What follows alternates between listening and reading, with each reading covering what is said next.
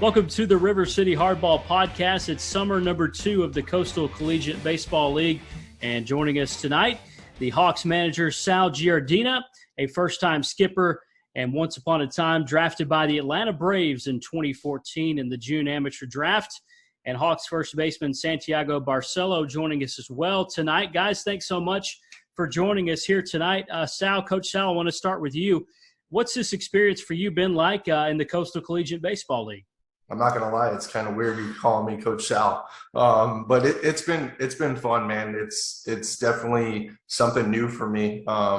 It's a whole new aspect of the game that I'm enjoying it a lot more. Honestly, the stress of not playing and having to perform is awesome, and I just enjoy, trying to help these kids get to the next level. Santiago Barcelo joins us as well. Santiago, how are you experiencing this league? You like it? I love it.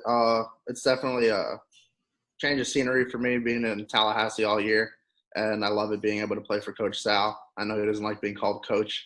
Yeah, I love it. He definitely gives us a new insight on the game. He's a younger guy. He got to play pro ball for a good amount of years, so I really like to pick his brain whenever I get the chance. So now we know you don't like being called Coach Sal. So what do you like being called? I mean, I don't mind. You can call me Coach. It doesn't bother me. I just, like I said, it's just so different for me to be called Coach. I had 1 year in the Braves organization where I was a player coach in AA. So I was hitting BP in the first group, throw BP to the third group, coach first base, try to write reports after the game, kind of get the ins and outs of the coaching. So I mean, I kind of had my experience in it, but to be a head coach now and be able to run everything is new, and I'm definitely enjoying it. Sal, take us back to 2014. You're drafted by the Braves, I think, in the 31st round back then. Mm-hmm. What was that experience like? And it's, 8 years ago now this month?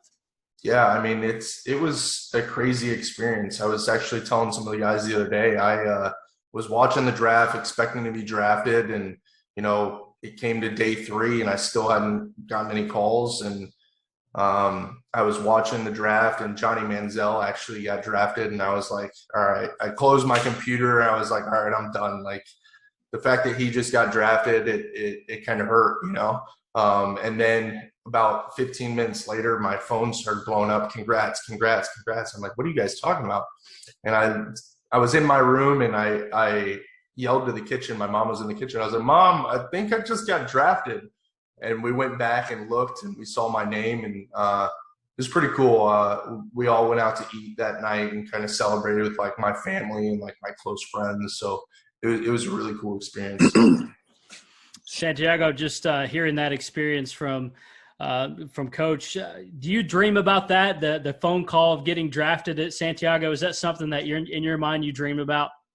I mean, it's always been a dream of mine, especially for the Braves. I'm a big Braves fan. And just hearing that from Coach Sal and hearing his experiences, that's something I dream of one day. It's always been a dream of mine. So explain this to me. You've got the White Sox hat on, but you're a big Braves fan. Explain that one for me. Well, I mean, I'm just a big fan of fitted hats. I mean, I got a good amount of teams. I was about to bring the Braves one out, but I just thought this one matches my outfit for the day. It's funny you say that, Andrew. When I was in high school, I had every single MLB team's hat. And I remember when I got drafted, I couldn't wear anybody else's hat, so I ended up giving away all my hats. So I get what he's talking about right there.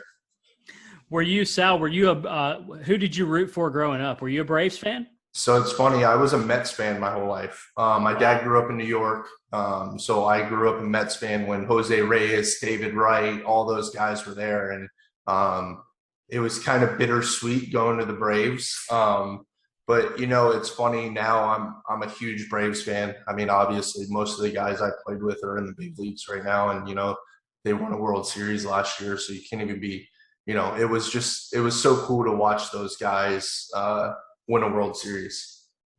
I want to go back to that in just a second. But, Santiago, tell us about your baseball background and where they have you playing right now in the CCBL.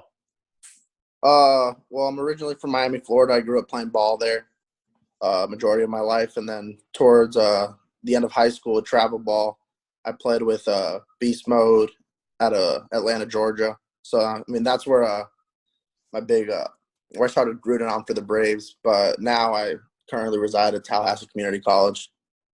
And right now they have me playing first for the Hawks. Is first base where you see yourself ideally? Is that where you want to play? As long as they'll have me at first. I mean, yeah, I do a little bit of outfield too, but right now, I mean, first is what's doing it for me. Sal, how is Santiago performing for you right now on the field? Well, right now he's hurt, but before that he was swinging it well, man. I am a big believer in not looking into stats and just looking at how people are comfortable on the plate and the approach and their swing. And, he's been doing a really good job of having a good approach. Every at bat, it's been a quality at bat, and he's hitting balls hard. So I think once he gets healthy, we're going to be, I mean, right now, I know, like our lineup is stacked, and we've been hitting the ball really well. So I'm excited for when he's able to get back into the lineup and start doing some damage for us. Santiago, if I don't know how much you can speak about the injury, but can you tell us like when you hope to get back? I should be back tomorrow. Yeah, I took a week off. I didn't want to rush anything, especially being in the summer. Mm-hmm. Felt a little bit of tightness in my leg. I didn't feel like this was the time to rush anything. It's more just developmental, getting at bats. So I just feel like it would be smart to take a week off. Sal, is that how you see this league? Is this for you a chance for these guys to develop and kind of work on fundamentals? How do you see the goal of this league? Yeah, I mean, I think this is definitely a developmental league. I think it is early on in the league's career, and I think the longer it goes, it'll probably blow up. I see it as Jacksonville is a place people want to come play. It's a place to play in Florida with anything you can think of to do outside of baseball, So I think as of right now, it's definitely developmental. We've been using it to get guys ABs, get their innings in, and if we win, great. If we don't, it's fine with me too. I see it as this is a chance for me to influence and impact these kids to help them get to the next level.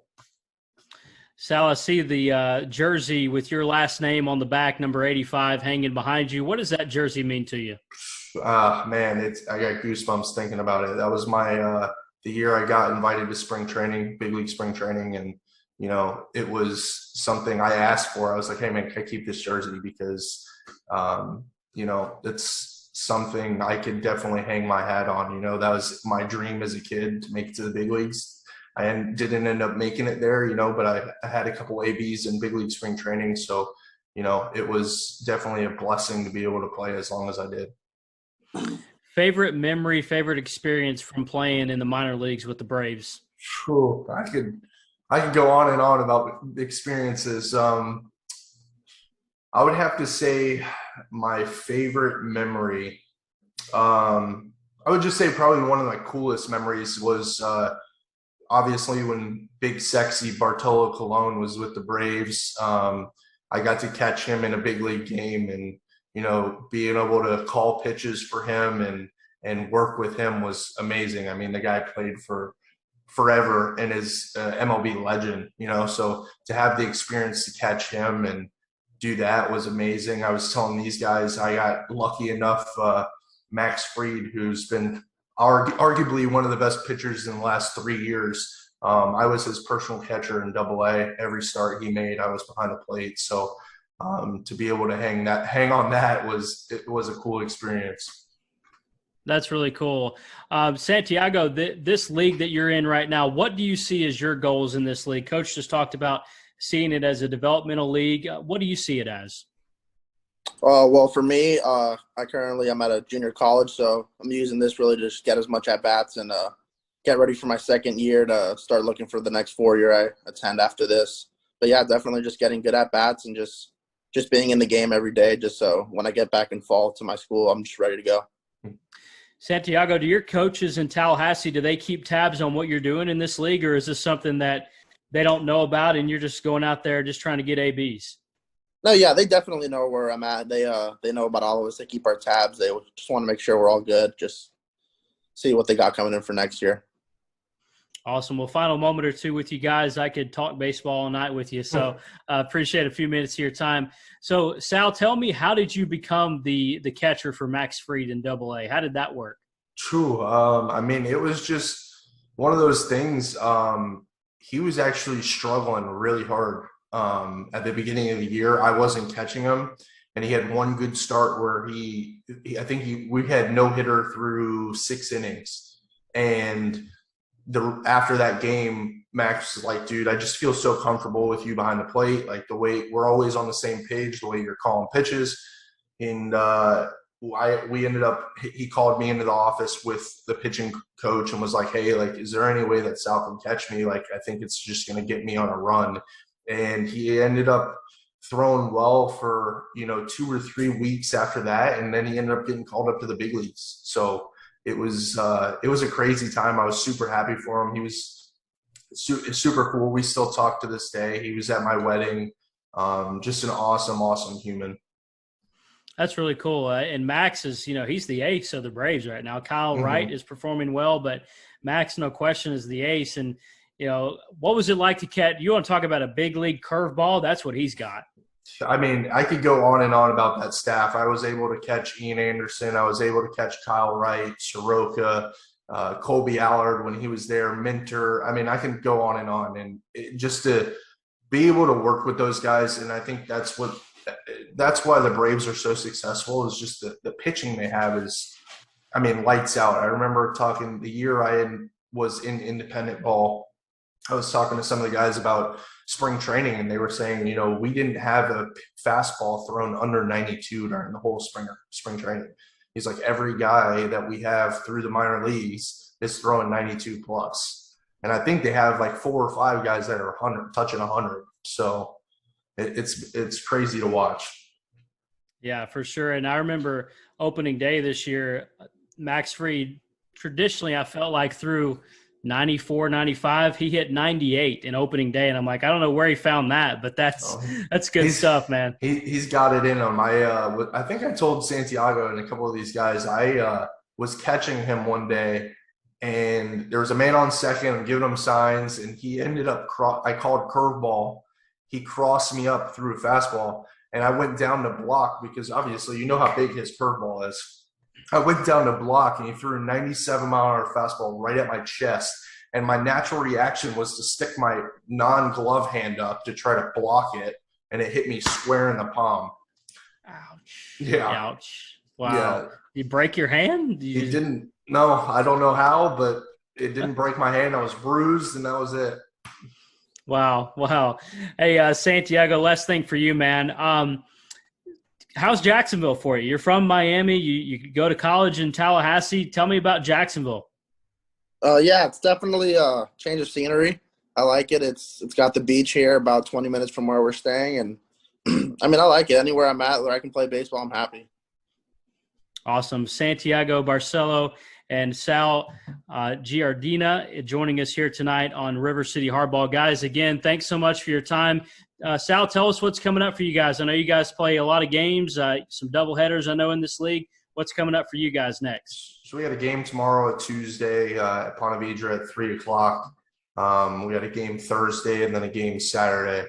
I mean, honestly, you can ask Santiago, you ask the players, man, I'm just trying to have as much fun with these kids as possible.